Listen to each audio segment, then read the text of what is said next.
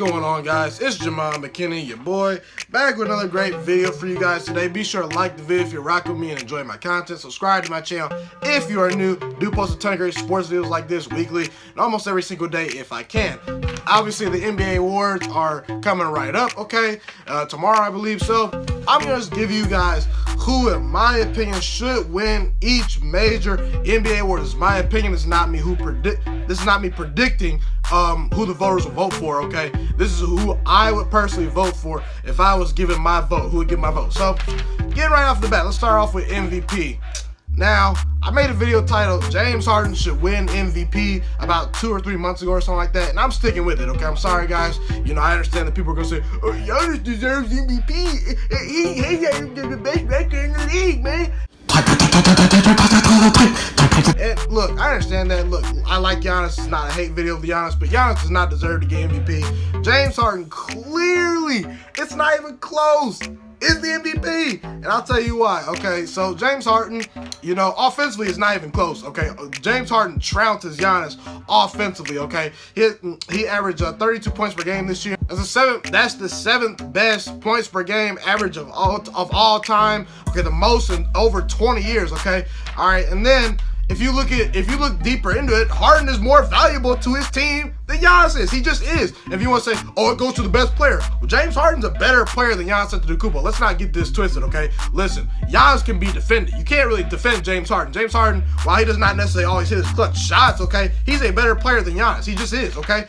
And look, based on this year, James Harden has been more valuable to his team, okay? Look, 53 wins in the Western Conference is more impressive than 60 wins in the Eastern Conference this year, considering the fact that Chris Paul missed 24 games, Eric Gordon missed 14 games, Clint Capella missed 15 games, guys, and they still were able to crack out 53 wins. And James Harden carried the load, okay, guys? He carried them.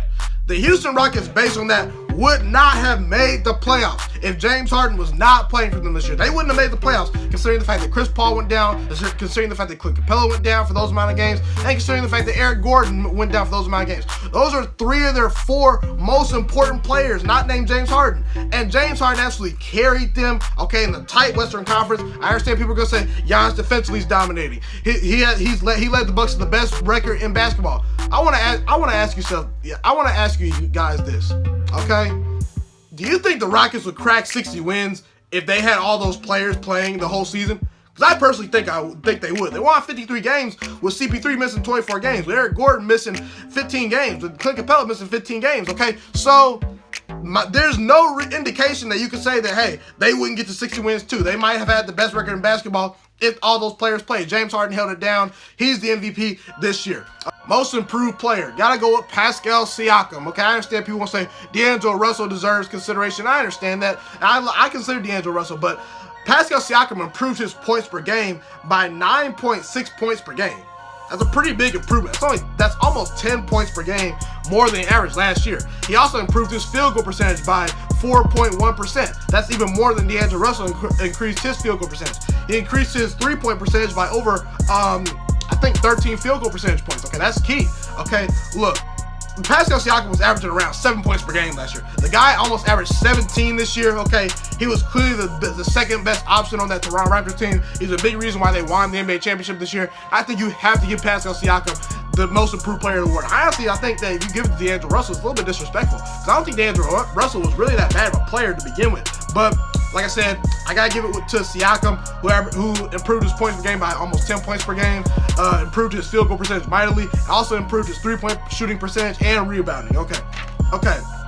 Rookie of the year, Luka Doncic. Luka Doncic is my rookie of the year. I give it to him over Trae Young. Luka Doncic, he averaged more points per game this year, shot better from the field, had a better field goal percentage, okay, had more rebounds, and his team won more games, okay, in the tight Western Conference, okay.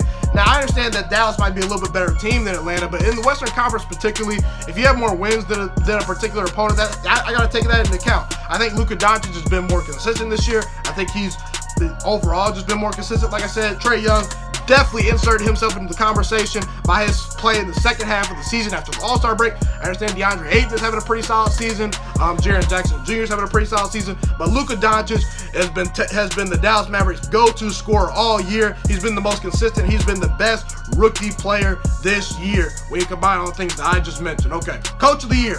Gotta go with Mike Budenholzer. Okay, look, the candidates Doc Rivers and the Nuggets coach, I forget his name. I'm very sorry, I just forgot his name. But look, the Milwaukee Bucks won 16 more games than they did last year. 16 more games. And look, they added no other additional great players in the offseason. So basically, you got the same exact team from last year, and they fire Jason Kidd, okay? They bring in Mike Budenholzer this year, and he improves them by 16 wins. You gotta give it to Mike Budenholzer. The Bucks were the best regular season team in basketball. They made the Eastern Conference Finals, okay? He's a big reason. Their coaching staff, you know. And look, they had the best record in basketball, had the most win percentage improvement. They won 16 more games than they did last year. They went from a borderline okay playoff team to a championship contender. Mike Budenholzer is a big reason for that, other than Giannis Antetokounmpo, who played out of his mind this year, okay? On to Sixth Man of the Year. Lou Williams. Gotta give it to Lou Williams. Might just want to call this the Lou Williams Award. Look, Lou Williams is giving you 20 points per game in 26 minutes. Okay, he's averaging 5 assists per game, something like that. 5.5 assists in 26 minutes played. The Clippers would not make the playoffs if they did not have Lou Williams. I understand Montrezl Harrell, his teammate, is up for this award as well. Sabonis, I think, in Indiana is up for this award as well. I think so. Yeah, but look, Lou Williams, if they have no Lou Williams, they wouldn't make the playoffs this year. It's just that simple. Lou Williams was by far one of their best scoring options this year. I think he led them in scoring, probably, something like that. So Lou Williams has to get the award for me. He has more points per game than Montrezl Harrell and the other nominee for this award. So I gotta give it to Lou Williams. Okay. Defensive Player of the Year. Now, this is a little bit tough. I started to give it to Giannis, but I got to give it to Rudy Gobert. Rudy Gobert averages more rebounds per game. I think that matters because that's on the defensive side of the ball, okay? And he averaged more blocks per game than Giannis. And look, Paul George is playing some pretty good defense too, but I look at Rudy Gobert, and I think he's the most valuable defender on that team. You know, he's the centerpiece of that defense. You know, the Milwaukee Bucks have a ton of other great defenders. That's why they were ranked number 1 in defense this year, okay? The Utah Jazz were top 4 in defense this year. Okay, I understand that, but look, if they have no Rudy Gobert, they're probably not making the playoffs. Honestly, I'm just being real with you. They're probably not going to make the playoffs, okay? And look, Rudy Gobert's defensive presence in the paint has really helped that team. He's the centerpiece of that great defense. I would not be mad if you give it to Giannis. I wouldn't be mad at all. But I got to give it to Rudy Gobert. And I think that particularly playing in the Western Conference where you go up against better offenses, okay, you have to give him the award. You have to give him a little bit more solid consideration considering the fact that he averaged more blocks per game, averaged more rebounds per game. I think he's the most important deep player on that defense for the Utah Jazz. He's the centerpiece of that defense, okay. And then lastly, Executive of the Year, gotta give it to Masai Ujiri, okay, I really do. Masai Ujiri, look, he traded for Kawhi Leonard this year. He traded away his all-star player, DeMar DeRozan, who said he wanted to be a Toronto Raptor for life. And they were the number 1 seed last year, okay? And they traded him away. And look, he basically said, we're not good enough, guys. We're not good enough. We need to trade away our star player, okay? And we're going to trade Kawhi Leonard, who might leave this year, okay? And look, even if Kawhi Leonard does leave this year, this is still a successful season. He also traded for, what's his name? He traded away Jonas Valanciunas midway through the season too, and added Marc Gasol, okay? So he's been making other moves too. So basically, you traded for a player that was probably going to leave, that potentially might still leave this year on a 1-year rental, and you got an NBA championship out of that, okay? Look, either way you want to slice it, there's been some great moves. The Milwaukee Bucks GM deserves some credit. The Denver Nuggets GM deserves some credit. And the Brooklyn Nets GM deserves some credit. But the Toronto Raptors GM, Masai Ujiri, deserves a whole lot of credit for trading away his all-star player last year for even better all-star player who might not even might leave this year. And he got an NBA championship as a result of that. And he also traded away one of his solid players in Jonas Valanciunas for Marc Gasol, who's pretty old. And the trade absolutely worked out very well.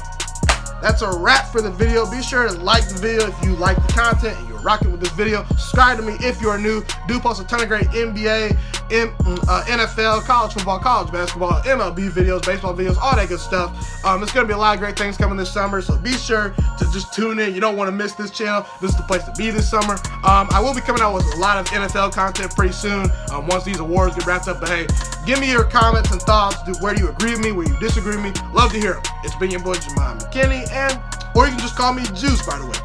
I'm Ghost.